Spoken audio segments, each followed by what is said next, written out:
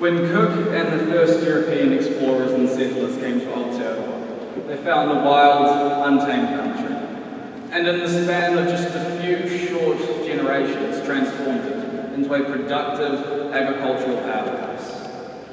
All this was key for the growth and prosperity of New Zealand through our nation's infancy. However, a general ignorance and lack of foresight led to an era of environmental and ecological devastation, so efficient that some have likened it to a botanical blitzkrieg. Fortunately, a paradigm shift is occurring, and the world today is reassessing the intrinsic value of Indigenous biodiversity to both national identity and economic prosperity. Despite this, many of New Zealand's Indigenous plants, animals and insects continue to experience historic declines, and their remaining habitats, including grasslands, wetlands and scrubland, are being further degraded or destroyed to fuel our nation's economic demands. My response over the past 3 years has been to undertake 2 projects to conserve and restore local biodiversity on the Cathedral Plains. In 2012, I developed a 2,500 square metre restoration site on my family property, the aim being to reverse 800 years of sustained ecological degradation and link into a network of similar restoration sites across the plains, acting as stepping stones for native species.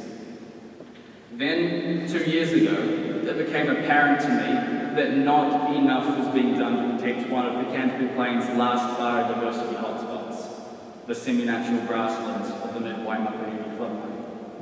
Since then, I've been investigating the effects of stop grazing on the small, low-growing native plants that inhabit these grasslands to understand what is needed to ensure their future survival. I have found that, in these circumstances, low to moderate stop grazing was actually beneficial for the survival of these special plants. This means that economic progress can occur in conjunction with ecological conservation. The unique range of species indigenous to the mid-Waimakariri floodplain is intrinsically local and characterises my region, making it different from any other place in the world.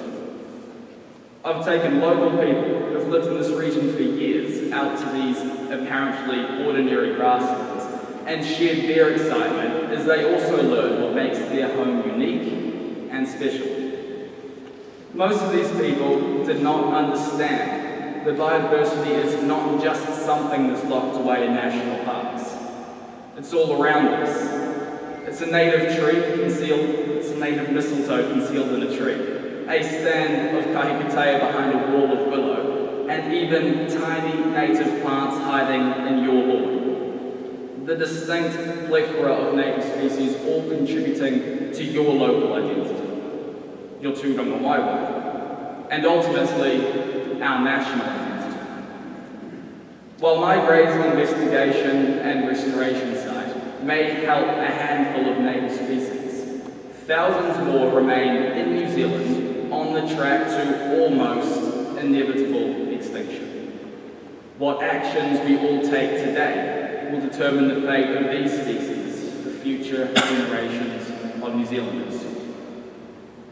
Once we recognise the importance of these species, we will advocate for their protection and re-establishment, enriching our local environments.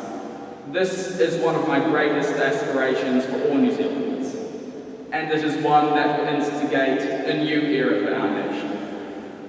A time when it is everyone's battle to restore our biodiversity to that experienced by Cook during those initial voyages. That will be our lasting legacy. Putia te rito o te harakeke, kei hia te koimako e ko. If you destroy the heart of the flats, from where will the bellbirds sing? Thank you.